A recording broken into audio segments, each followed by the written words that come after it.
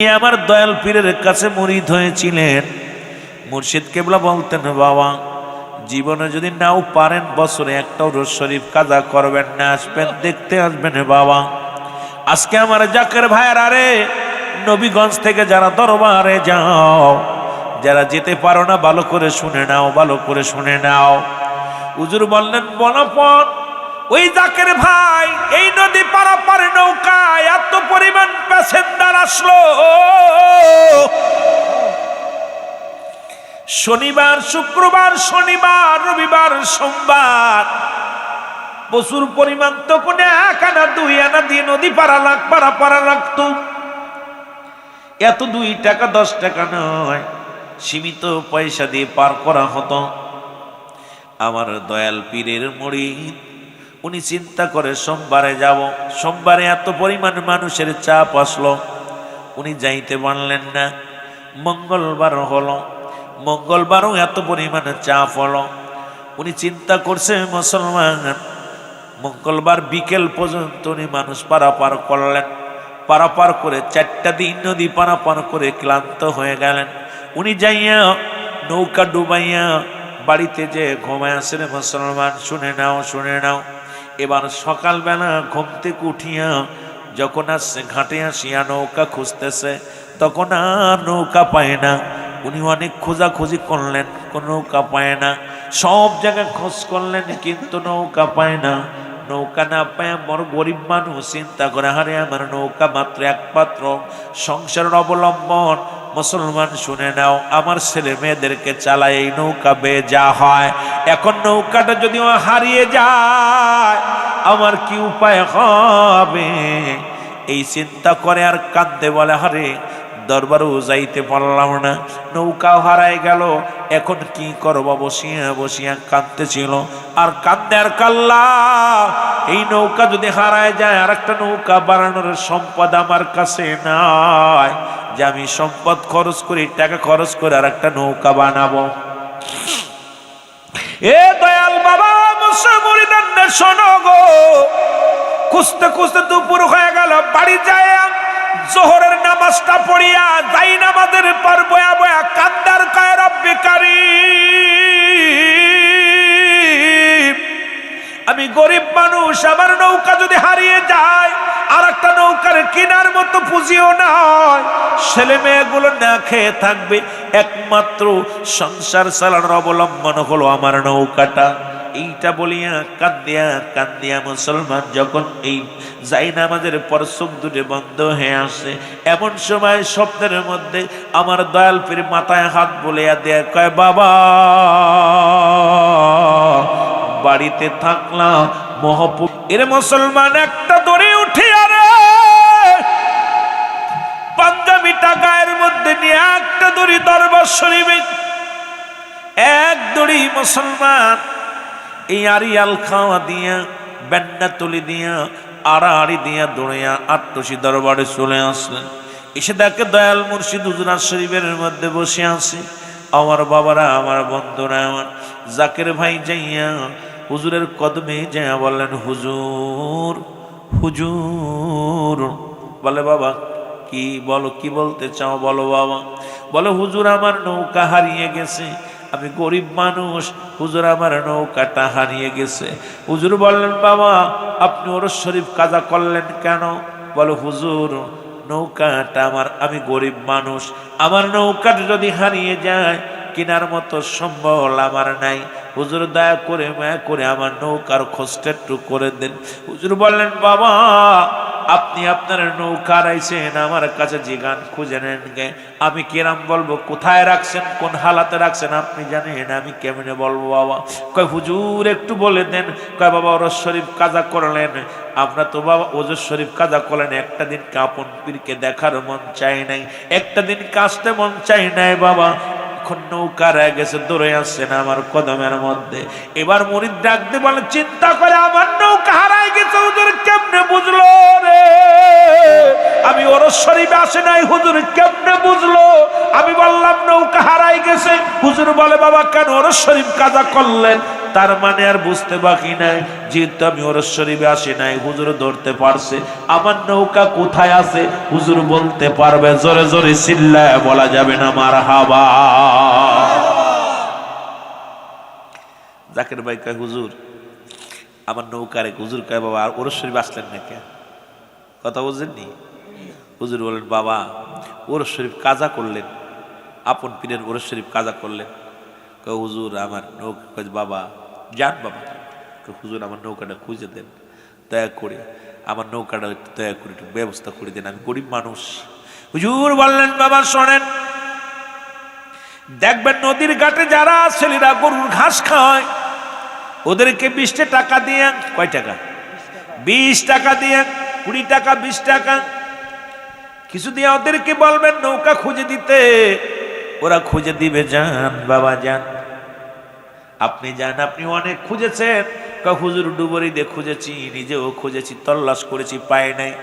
হুজুর বলেন বাবা ওই নদীর চরে যারা খেলা করে, ছোট ছোট মাসুম বাচ্চাগুলো যারা গরু ছাগলের ঘাস খাওয়ায়, ওদেরকে 20 টাকা দিবেন মজা খাওয়ার জন্যে, ওরা আপনার নৌকা খুঁজে দিবে। উনি যে বললেন যা দেখে ছেলেরা ওই নদীর চরে ঘাস খাওয়ায়, গরু ছাগলের খেলা করে। ডাকতে জাকের ভাই ডাকতে বলে এ বাচ্চারা শোনো,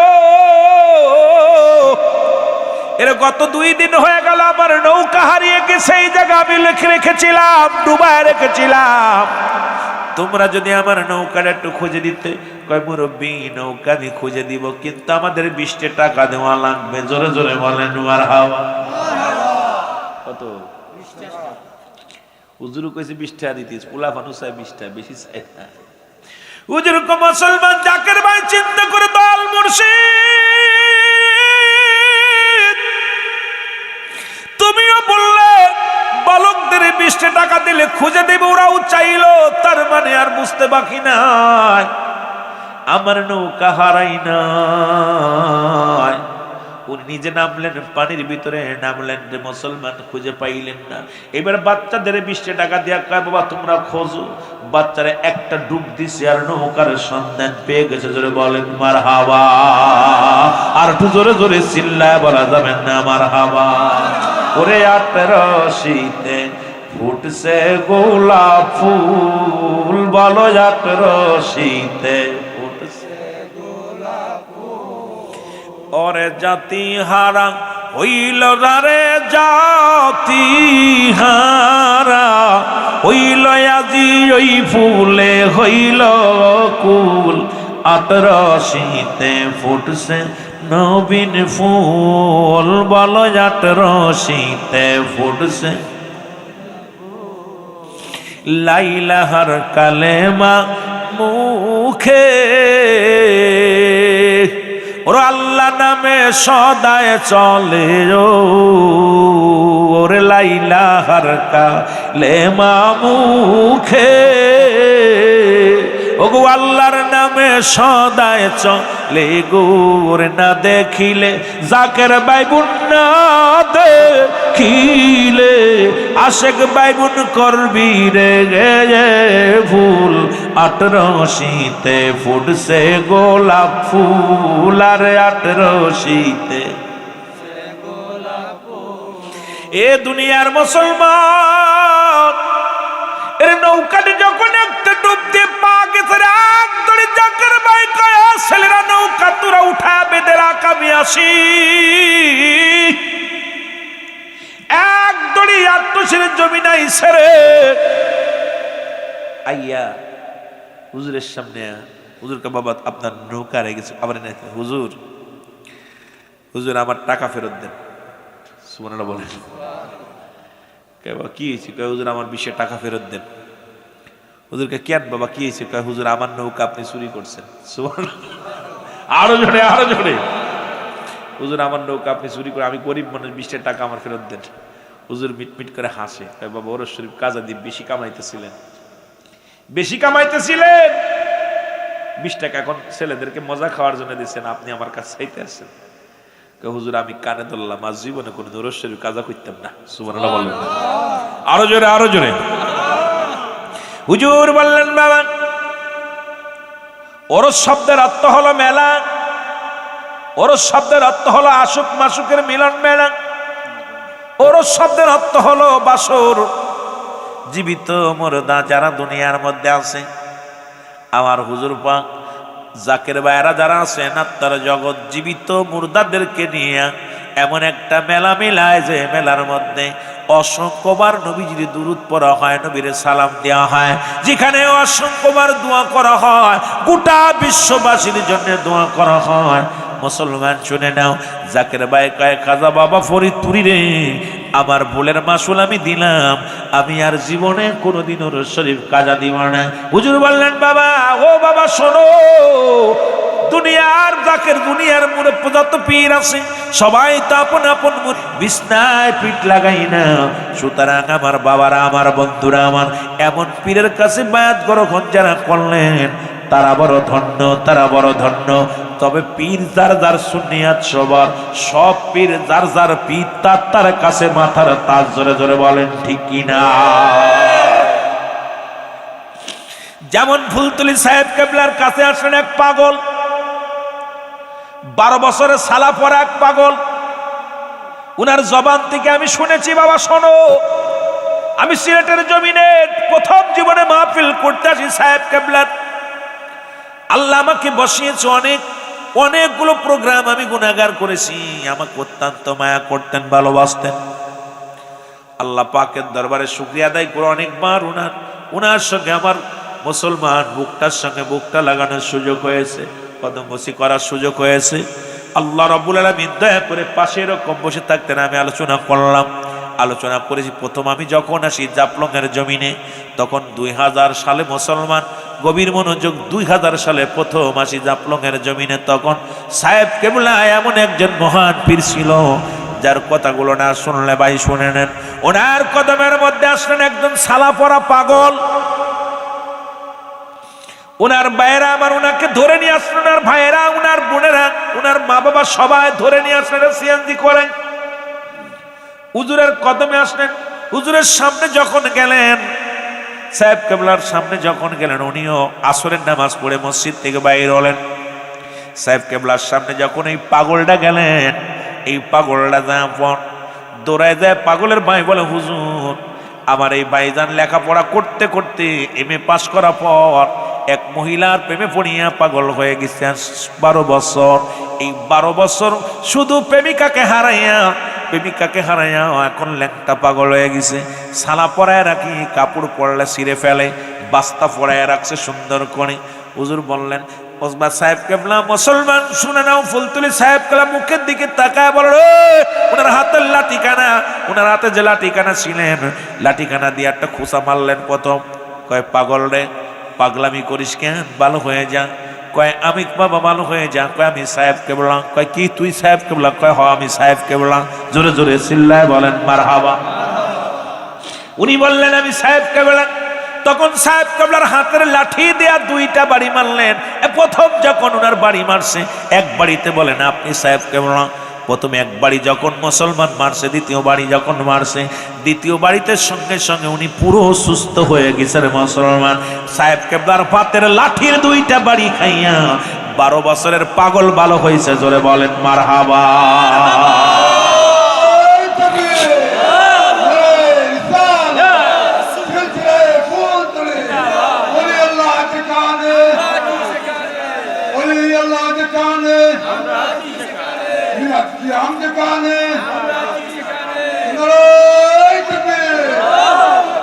বাইরে আরো বিস্তারিত বলছিল, আমার মনে নাই কথাগুলো, যেহেতু আমি বলতে গেলে অনেক সময় ভুল হয়ে যেতে পারে, ভুল এলোমেলো হলে আমার গুনাহগার হয়ে যাব। ওনার থেকে আমার কথাটা শোনা যে এই পাগলটা আসলো, উনি ওয়াজ করার মুনাজাতের আগে কথা বলতেছিলেন, আমি পাশে বসে আছি। হুজুর এই কথাগুলো বললেন যে এই পাগলটা বড়, এত পাগল, ল্যাংটা পাগল, আয়া আমার সামনে আয়া করতেছে। তা আমি আমার আল্লাহ রাসূলকে স্মরণ করিয়া, দেখছেন কারে করছে, কইছে আমি আমার আল্লাহ রাসূলকে স্মরণ করিয়া একটা গুতা মারলাম। সুবহানাল্লাহ বলেন না? গুতা মারছি, গুতা মারলি দেই ওর ভিতরটা জজবা খুলে গেছে। আমি বল আল্লাহ, পাগলটা আমার সামনে, ইয়া রাসূলুল্লাহ পাগল নিয়ে আইছি আমার সামনে, আল্লাহ অনেক আশা করে নিয়ে আইছি, তুমি ভালো করে দিও। আরে 2টা বাড়িতে, একটা বাড়ি মারছি, কয় না আপনি সাহেব, প্রথম কইছে আমার সাহেব কেবলা, দ্বিতীয়বার ছালা ছাড়ছে, জম্মের মতো বালা হয়ে গেছে। জোরে বলেন না সুবহান। এ আমার ভাইয়েরা, আমার বন্ধুরা, আমার সেই জমিন হলো সিলেটের জমিন, শাহজালালের জমিন, শাহপরানের জমিন। এ মুসলমান শোনো, অসংখ্য আল্লাহর ওলিদের জমিন হলো সিলেটের জমিন। এই জমিনে অসংখ্য আল্লাহর ওলিরা শুয়ে আছেন। প্রত্যেকে শুধু তাই নয়, শাহজালাল পাঠাইলেন শাহপরানের কাছে। কি পাঠাইলেন? ব্যাগনে একটা কবুতর পাঠাইয়া দিছে খবর দিয়ে। ব্যাগনা কবুতরটা রে খাইয়া সুন্দর করে জবাই করে খাইয়া এবার মুসলমান পাকনা ফুকনি দিয়া পাঠাইয়া দিছে গাছের। মুসলমান শুনে নাও, একদম খাইয়া গোস্ত খাইয়া পাকনা ফুটতি এটা একটা পলের মধ্যে বইরা পাঠাইয়া দিছে। নাও এর মুসলমান শুনে নাও। শাহপরান দেখে, তাকায়া দেখে শাহজালাল খেয়ে ফেলেছে। কি খেয়ে ফেলেছে? কথা কয় না। শাহজালাল খেয়ে ফেলেছে কবুতর, মামাই খাইছে কবুতর, ব্যাগনের কবুতর। ব্যাগনে তো একদম জালালি কম না। ব্যাগনে কয়, মামা করছো কি? পাঠাইলাম কবুতরটা তোমার কাছে একটা খবর নেওয়ার জন্য, আদান প্রদান করার জন্য। তুমি কবুতরটা খাইয়া দিলা ব্যাগনা, মামা খাইয়া দিলা। কয় পাকনা পাঠাইয়া দিছি আলামত স্বরূপ। কয় মামা রে শোনো, তুমি কবুতর খায়া কি করছো? পাকনার ভিতর থেকে থাবা দিয়ে কয় কবুতর উড়িয়ে যা। সঙ্গে সঙ্গে শাহজালালের জমিনে কবুতর উড়া শুরু করছে। জোরে জোরে বলেন মারহাবা। কবুতরের পাকনা দিয়ে কবুতর, এই যে জালালি কবুতর দেখছেন, জালালি কবুতর দেখছেন মুসলমান শুনে নেন। এই কবুতর কিন্তু পাকনা দিয়ে বানানো ছিল, পশম দিয়ে বানানো ছিল। আসল যে কবুতর এটা খাওয়া হয়ে গেছে। ব্যাগনা দেখা দিছে ব্যাগনেরে। কয় ব্যাগনেরে, তুই তো আস্তা আমার সেই তো কম না, তোর তো খেলা কম না রে ব্যাগনা, তুই তো জবরদস্তি হলি, তোরে আমার এই জায়গা রাখলাম না, তুই চলে যা, পাশে চলে যা। ওই পাশে পাঠায়া দিছে। 360 জন আউলিয়া যারা আছে তাদের খেলা বড়, বোঝা বড়, জ্বালারে মুসলমান। এই কবুতর ছিল মুসলমান প্রথম যুগে রাসূল পাক সাল্লাল্লাহু আলাইহি সাল্লাম যখন হিজরত করে মক্কা থেকে মদিনায় যায়, গভীর মনোযোগ শরীয়তের মৌলবীরা এবার শোনেন। যখন মক্কা থেকে মদিনায় যখন গেল, যা পরেই যখন রাসূলের পিছে পিছে শত্রুরা হানা দিলেন, দয়াল নবী রাসূল পাক সাল্লাল্লাহু আলাইহি সাল্লাম একটা গুহার মধ্যে আশ্রয় নিলেন। এমন সময় রব্বে কারিমের নির্দেশে কবুতর যাইয়া বাসা বানাইয়া ডিম পাড়িয়া তা দিতে লাগলেন। আর মাকড়সা জাল বানাইয়া, এই জাল বানাইয়া মুসলমান পুরো গুহার মুখটা বন্দি করে রাখলেন। এখন রাসূল পাক সাল্লাল্লাহু আলাইহি সাল্লাম যখন মক্কা থেকে মদিনায় হিজরত করে চলে গেলেন, মাকড়সা বলে, আমার আল্লাহ, তোমার হাবিবের সাহায্য করলাম, আজকে বড় বিপদ থেকে বাঁচালাম। কে বাঁচাইছে? আল্লাহ। কে বাঁচাইছে? কিন্তু মাকড়সার ভিতরে অহংকার আছে। মাকড়সা কানলেন, তোমার হাবিবরে আমি রক্ষা করলাম।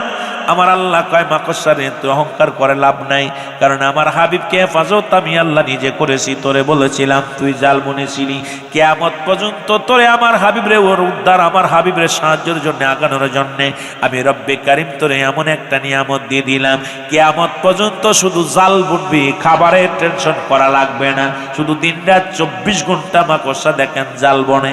দিন ভরে শুধু মুসলমান রাত ভরে জাল বনে, আর দিন ভরে যত পোকা মাকড় গুলো এর মধ্যে যে বেঁধে যায়, মাকড়সা খানার জন্য দৌড়াদৌড়ি করা লাগে না।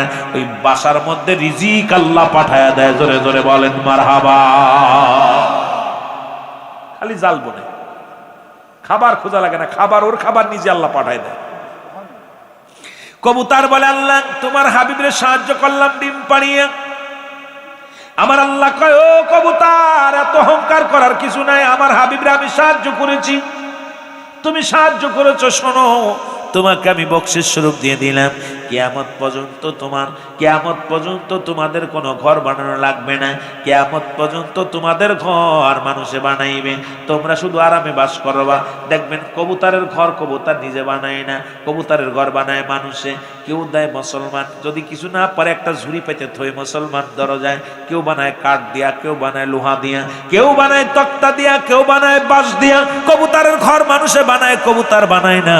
কারণ এই কবুতরের ঘরটা বানানোর জন্য রব্বে কারিম ডাক দে কয়, কবুতর রে, আজকে যেমন ঘর বানায় কষ্ট করলে আমার হাবিবকে সাহায্য করার জন্য, কিয়ামত পর্যন্ত তোদের আর ঘর বানানোর টেনশন থাকবে না, তোদের ঘর মানুষে বানায়া দিবে। জোরে জোরে বলেন মারহাবা। কিছু না পাইলেও একটা জুরি পাইতে তুই, ঠিকই না? এর মধ্যে জাডিয়ে পড়ে। এ ইয়া মুসলমান শুনেন, ইব্রাহিম খলিলুল্লাহকে সাহায্য করলেন, ইব্রাহিম খলিলুল্লাহকে সাহায্য করলেন মুসলমান দুইটা প্রাণী, একটা হলো কুনে ব্যাং আর একটা হলো মুসলমান কাকলাস। আল্লাহ রে কাল্লা গো, তোমার ইব্রাহিমের গায়ে আগুন ধরে পুড়িয়ে যেত, আমি রক্ষা করলাম। কয় কি এসির? কয় মুইতে মুইতে বন্ধ করে দিয়েছে, আগুনটা লিবাইয়া দিছি প্রস্রাব করিয়ে। কুনে ব্যাং দেখছেন, গা পোড়া ব্যাং দেখছেন নি? আরে কথাগুলো বললে বাবা হাকিকতটা শোনো। আল্লাহ কয় কেমনে সাহায্য করলি? কয় মুইতে দিছি, একবারে আগুন লিবে গেছে। কোন দিয়ে এত বড় আগুন কি লিবানো সম্ভব? এই কথা কন না কেন, সম্ভব? এত বড় আগুন কি লিবানো সম্ভব? কয় রব্বে কারীম, তোমার ইব্রাহিমের যখন চরক দিয়ে আগুনের নমরুদের আগুনে ফেলা হলো, তখন আমরা ব্যাং সহ্য করতে পারি নাই, আমরা লাভ দিয়া দিয়া প্রস্রাব করেছি, গা পুড়ে গেছে।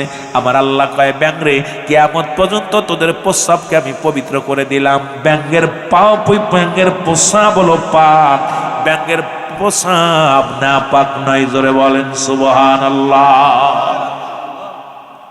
দেখবেন ব্যাঙ ঘরের কোলে, ঘরের কোনায় থাকে, ব্যাঙের গা পুরা, দেখছেন একটা গান? আহা, কিয়ামত পর্যন্ত তোদের প্রস্রাব আমি পাক করে দিলাম, পবিত্র থাকবে, তোদের প্রস্রাব না পাক হবে না। এবার মুসলমান কাকলাস কাল্লা, তোমার হাবিবের আগুন আমি তো লিবাইয়া দিছি ফু দিয়া। কি কইরি? কয় দেখেন আমার জিহ্বা পুড়ে গেছে। কাকলাস কাল্লা, ইব্রাহিমের আগুন আমি লিবাইয়া দিলাম। কয় কেমনে লিবাইলি? কয় এত বড় সড়কের আগুন, এত বড় আগুন কুন্ডু কেমনে লিবাইলি? কয় জোরে ফু দিছি। দেখো আল্লাহ ফু দিয়া আমার জিহ্বা পুড়ে গেছে। কাকলাসের কোনো জিহ্বা নাই। আল্লাহ বলে কাকলাসের দ্বারা কিয়ামত পর্যন্ত খাবারের চিন্তা করা লাগবে না, শুধু গাছের মধ্যে বইয়া নিঃশ্বাস নিবি, তোর পেটটা ভরে যাবে। দেখবেন কাকলাস কিন্তু গাছে বয়া বয়া শুধু জিহ্বা হা করে হা হা করে এরকম নিঃশ্বাস নেয়। আর মানুষ কয় রক্ত খাইছে মেরে ফেলে, মুসলমান রক্ত খা প্রাণী মনে করে মেরে ফেলে রে মুসলমান। কিয়ামত পর্যন্ত খানার টেনশন নাই, কারণ রব্বে কারীম তার হাবিবদের সাহায্য করার কারণে এত মর্যাদা এত দাম তাদের দিয়া দিছে। জোরে বলেন মারহাবা। এত দাম এত মর্যাদা তাদের দিয়া দিছে। যুবক শুনে নাও, শুনে নাও। সুতরাং ওলি আল্লাহর পক্ষে যারা থাকবে এই পৃথিবীর মধ্যে, বর্তমান তো নবীদের দরজা বন্ধ, নবীদের দরজা বন্ধ হয়ে গেছে। এখন বেলায়েতের জামানা খোলা। এই বেলায়েতের জামানায় যারা মহাকামেল আকামেল মুকাম্মেল যারা সন্নিহিত লাভ করেছেন, বাবা এমন ভাবে আঁকড়ে ধরবেন, এমন ভাবে তার পীরের কদমের মধ্যে থাকবেন, কারণ জীবন জৈবন কোরবানি করে দিবেন। মুরিদ শব্দের অর্থ হলো মরে যাওয়া, আত্মসমর্পণ করা। মুরিদ মুসলমান শুনে নাও, এত যার ভিতরে অহংকার আছে মুরিদ হয়ে লাভ নাই, যার ভিতরে রেওয়া আছে তার মুরিদ হয়ে লাভ নাই, যার এলেমের বহর আছে তার মুরিদ হয়ে লাভ নাই। মুরিদ হতে গেলে আত্মসমর্পণ করা। মুরিদ শব্দের অর্থ মরে যাওয়া। যেমন ধৌতকারীর হাতে মুর্দা থাকে, যেমন ধৌতকারী বলতে মুদ্রার বলতে পারে না আমার কোথায় একটু আস্তে ডলা দাও, কোথায় একটু জোরে ডলা দাও, কোথায় ময়লা আছে।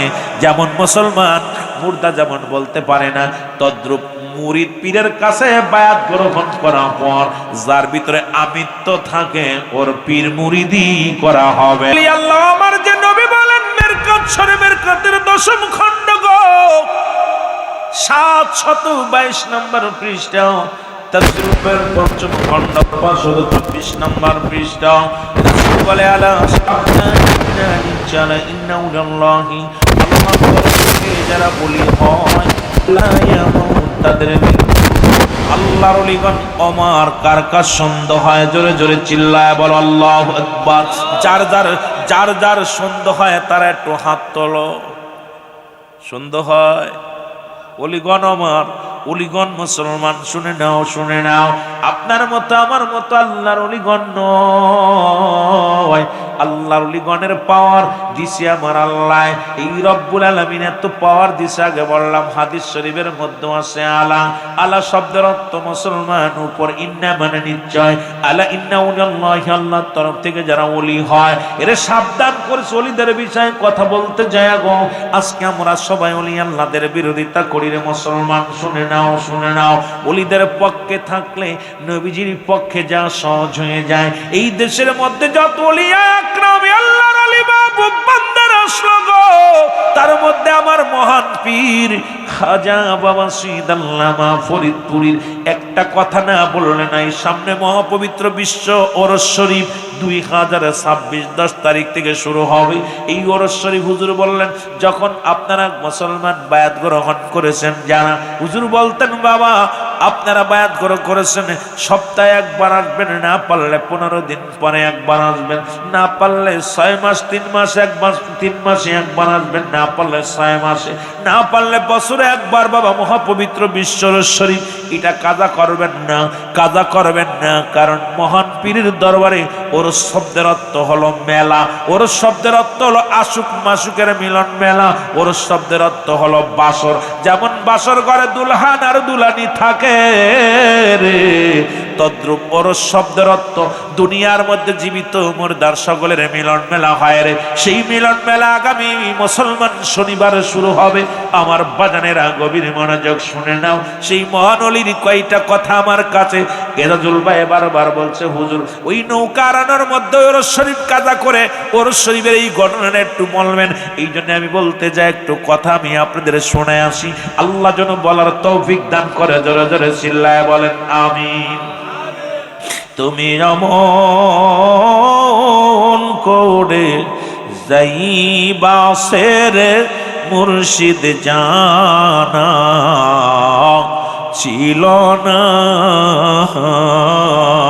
যারা আপন পীরকে হারাইছেন মুসলমান শুনে নাও, পীর মুরিদের কথা বলতে গেলে বড় কষ্ট হয় রে।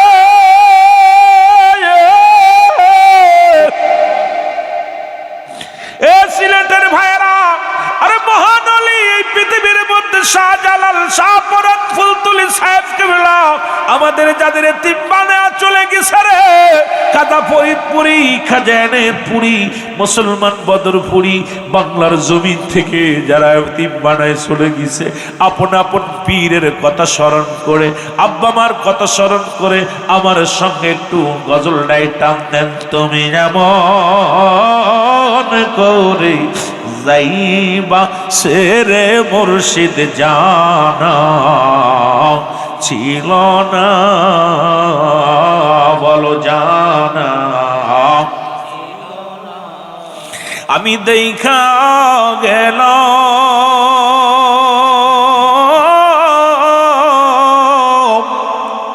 নূরের ছবি, আমি দেখা গেল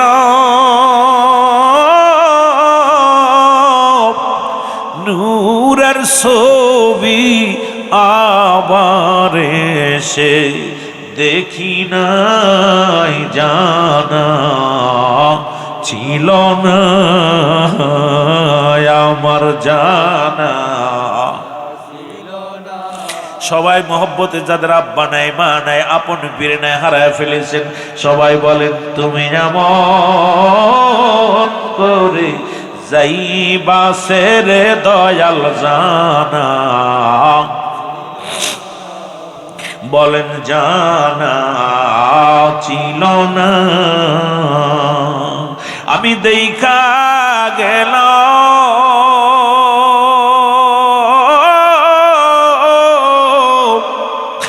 নূরের ছবি, আমি দেখা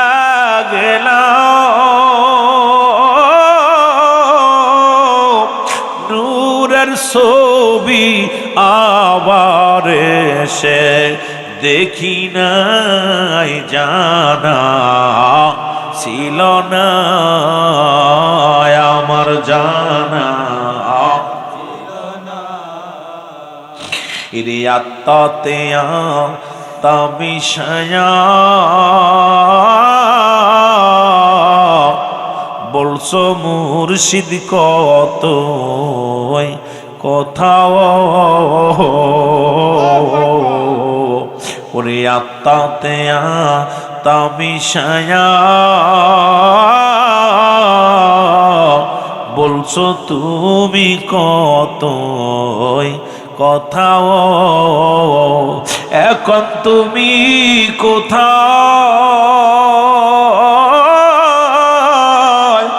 আমি কোথায়, এখন তুমি কোথায়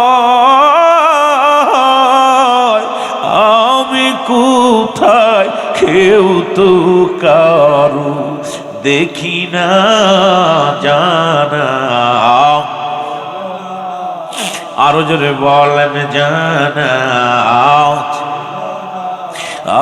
তুমি এমন করে যাইবা সেরে দয়াল জানা। রে একই ডালে দুটি পাখি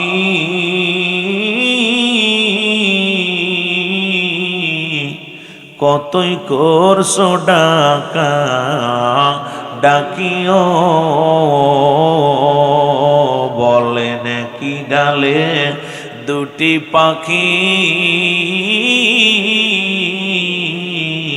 কত করছো ডাকা ডাক।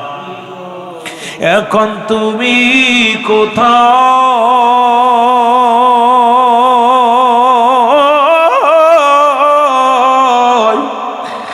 আমি কোথায় বাবা তুমি কোথায় আমি কোথায় কেউ তো কারো দেখি না জানা ছিল না আমার জানা। আর সামনে মুর্শিদ দাঁড়াও আমার জনমের মতো দেখব দুনয়নে বলো জনমের মতো। একটু মহব্বতে আবেগ নিয়ে বলেন মুর্শিদের সনে আলোচনা হচ্ছে রে মুসলমান। ওলি আল্লাহদের সনে আলোচনা সবসময় করতে পারি না, যদিও সময় পায় তবু করার সুযোগ হয় না। একটু মহব্বতের তরিকাপন্থী ভাইরা বলেন মুর্শিদ দাঁড়াও আমার সামনে বাবা দাঁড়াও আমার এই জনমের মতো দেখব দুনয়নে আমি জন্মের মতো। ও মুর্শিদ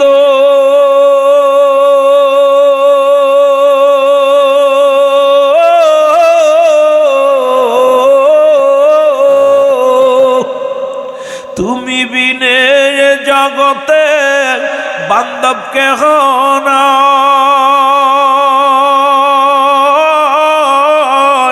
তোমার চরণে গো দয়াল জন পায় আমি গোঠাই, তোমার চরণে গো মুর্শিদ পাই জন একটু ঠাই। মুর্শিদ দাঁড়াও আমার সামনে বাবা আমার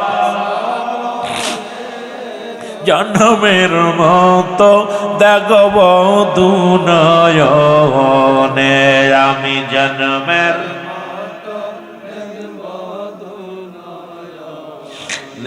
মুর্শিদ দাঁড়াও আমার সামনে বাজান দাঁড়াও আমার জন্মের মতো দেখব দুনয়নে।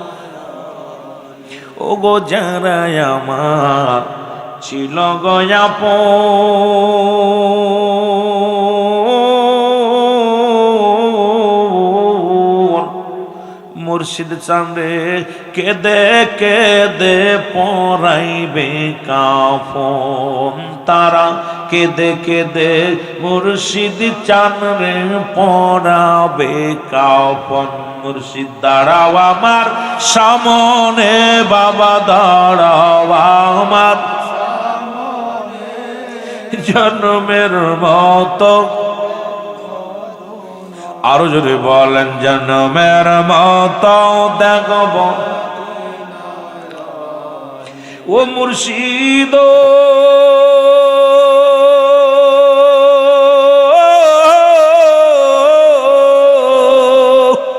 ওই চরণে দিও গঠাই এই নাই গুলাম রে।